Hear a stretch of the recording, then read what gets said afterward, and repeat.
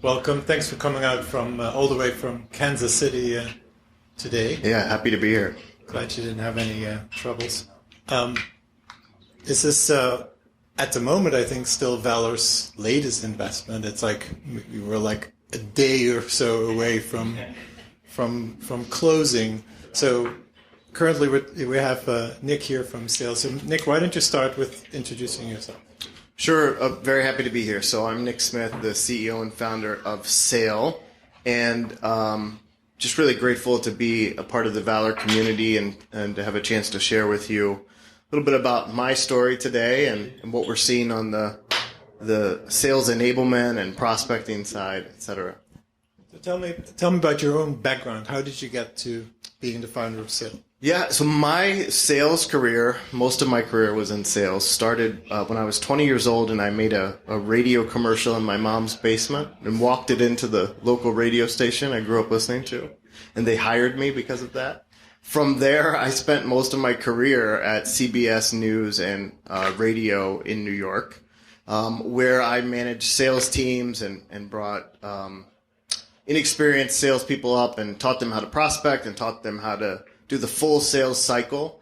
I had no idea during that time period all of the solutions and tools that were out there to help salespeople with that prospecting process. I did it all manually, so I think they preferred it that way, that I just thought that's what you were supposed to do. And so I spent most of my career in media before returning to Kansas City and founding Saile in 2018. All right, and in your last sales role, what were you doing? So in my last, it's a really good question. In my last sales role, I was managing multiple teams across different media properties and sort of trying to create that DNA. But I also spent some time getting to know like the lead generation space, because I didn't know that it really existed. I didn't know all of these solutions were out there. And so I wanted to get to know that world because I noticed how much people liked it. Clients or other companies really like to fuel their sales teams with external opportunities that were coming inbound. And I was used to just developing them organically. Cold call, cold email, LinkedIn, all of the things teams still use. So I explored that world a little bit, and candidly, I thought it was a little bit of a seedy world. I mean, there was all these different like agencies and shops doing lead generation, and then over here you had like the sales enablement company, and really what I think like companies that were sort of circling the drain and providing part of the sales solution, but a little apprehensive about doing the hard part, which is getting people that want to talk to your team. And so I had an idea, really in thinking about my own career and what was next, of, why getting started as a salesperson is so hard. There's so much manual work. You spend more time searching than selling, and you're not good at any of that. You're not good at data entry. You're good at selling and talking to people. And I literally it was the 4th of July, 2018. I was at the Lake of the Ozarks, which everyone here knows the Ozarks because they filmed the show here, not at the Ozarks. But anyway, that's where I was, the real one.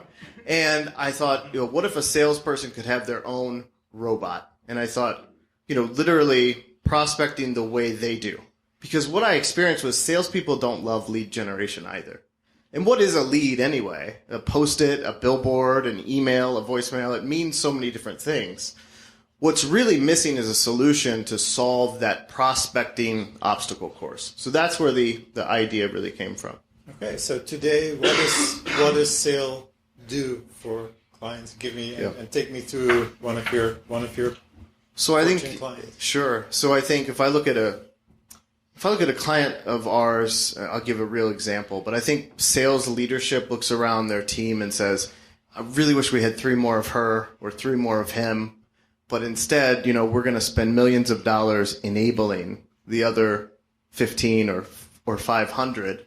And we challenge that. We say if you want 3 more of them, we can multiply them because we can build a bot based on their inputs and their requirements. They call the shots to prospect the way they do. So our sale bots find contacts and companies. They do research. They do engagement. They send emails. They also read and react to responses. They propose meetings. They automate everything that thousands of companies are trying to attack one small part of. So our vision was a single solution to automate the entire prospecting lifecycle, from research and discovery to engagement and delivery of an actionable opportunity. And like I was saying, we let the salesperson or the sales leader drive. They call the shots.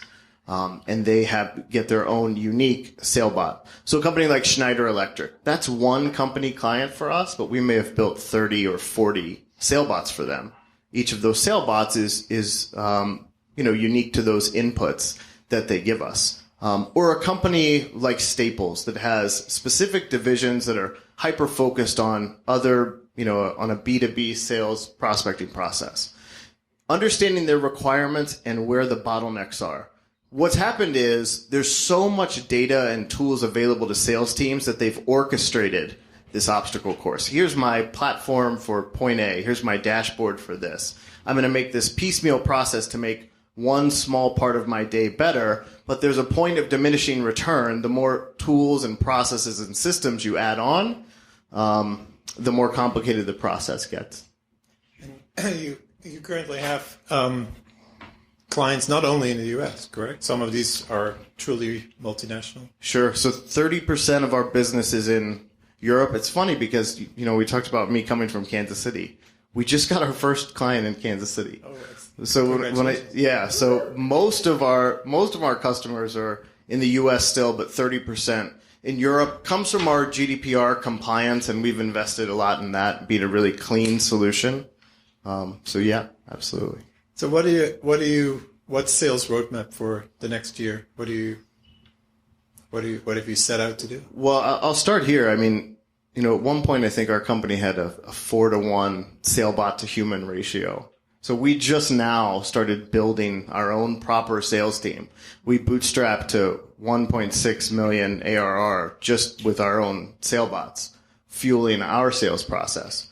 So standing that team up and investing in our engineering team has us really focused and in good shape for 2023. My big theme of 2023 is removing the wall between a salesperson and their SailBot. So, and that was the original vision.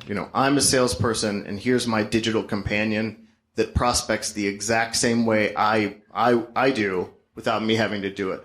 So removing that wall, we talk a lot about digital labor. I said at the beginning that leads are sort of a fact of life. We'll all get leads just by being around each other today. But it's the work the SailBot's doing, that digital labor of automating everything. We want to demonstrate that for them more. And so giving them visibility on how much time your bot is spending on certain tasks, what that cost savings looks like. We know we're saving companies up to 3,000 hours a month. That's a real number because one SailBot can multiply a person and do more work than a few SDRs. So we know the data's there, but extending it to them is part of the roadmap. And in terms of technology and AI and sales-enabled AI, what do you expect? What do you see happening? What do you see adding, for example, in terms of functionality? So there's the baseline machine learning element that's already sort of underway today. Every time a SailBot deploys, it gets smarter. And by it getting smarter, all of the other SailBots get smarter as well. So that evolution will continue. I think there's a couple of themes.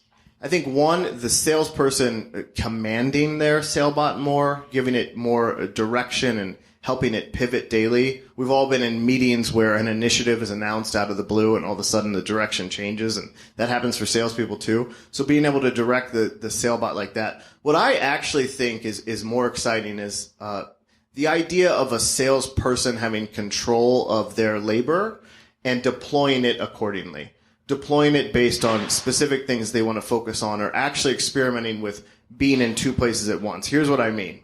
It's very expensive for a company to explore an emerging market or an emerging vertical today, because if they put human capital toward that and they come up short, that's a big cost. But if I'm a salesperson and I have a hunch that there could be an untapped market over here and I can deploy my bot to go investigate for me while I stay here and do the tried and true, consistent sort of business development things I'm doing, I think that that's a really exciting development too. So what do you think salespeople will ultimately be focusing on? Do you think there will ever be a close bot? There better be, right? with you on board and us together, I'm sure we'll figure. Well, it out. I mean, a close bot as in closing. Well, do you see the bots ever closing deals? Of course, absolutely. I mean, I think that full cycle is the goal. We're focused on you have to understand, people would say to me last year, hey, this is great. What do you think you should automate for accounting? Or what could you automate for HR? And we've looked at the sales obstacle course, I call it, and said, this is our playground for innovation. And so what I think happens is that extends further into the research. So now a SailBot can read and summarize annual reports.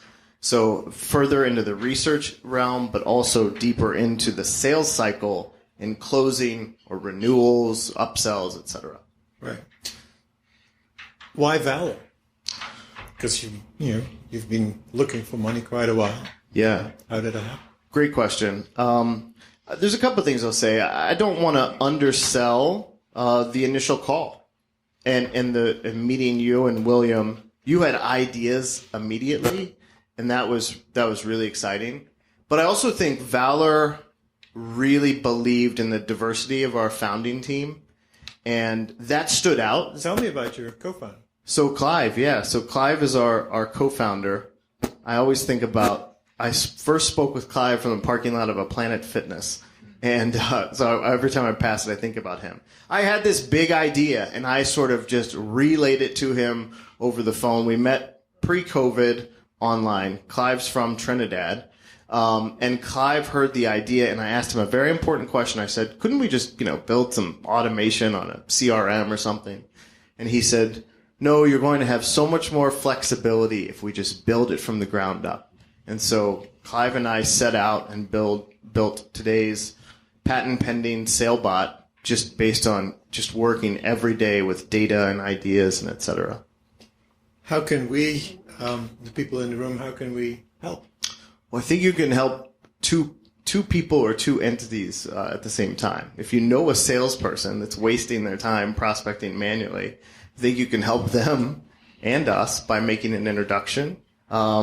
And I think that that's always, I was speaking at a similar event last night, and that was the same thing I shared. Is I think that we're always looking to share our story with either enterprise companies that have large sales teams with so many systems and processes that they don't have time to prospect, or teams that want a larger sales team that they have and want to multiply who they do have to maximize coverage. I think that would be a big help for us, and any introductions on that front would be happy to make. Yeah. And what kind of sales should it be? What kind of sales team? Does it matter? So this is typically a B2B solution. I think there's some things that we're doing, whether from a recruitment standpoint on the B2C front, but most of it's a B2B enterprise sales. Yeah. Thank you. Any questions? Yeah, how does the data that your bots are producing integrate up into a traditional sales or marcom tech stack? Yeah, so we integrate with CRMs. So at the point that a SailBot identifies an actionable opportunity, it's delivered to the person directly or delivered to the CRM. I think the other thing you might be asking about is the front end sort of data process. The SailBot finds people too.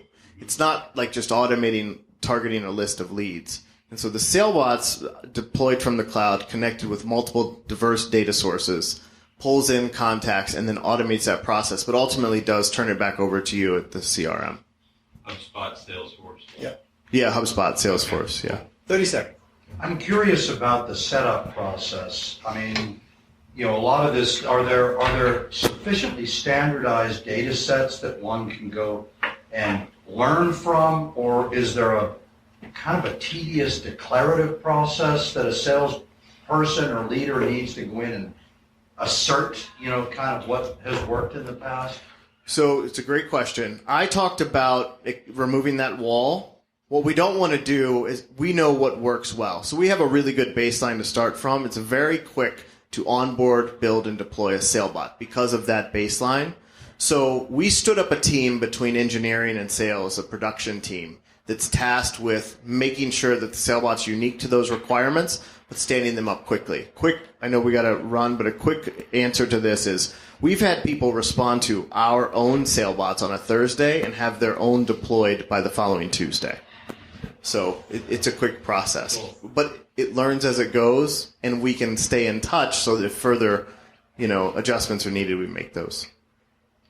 Thank you so much. Thank you. Thank you. Thank you.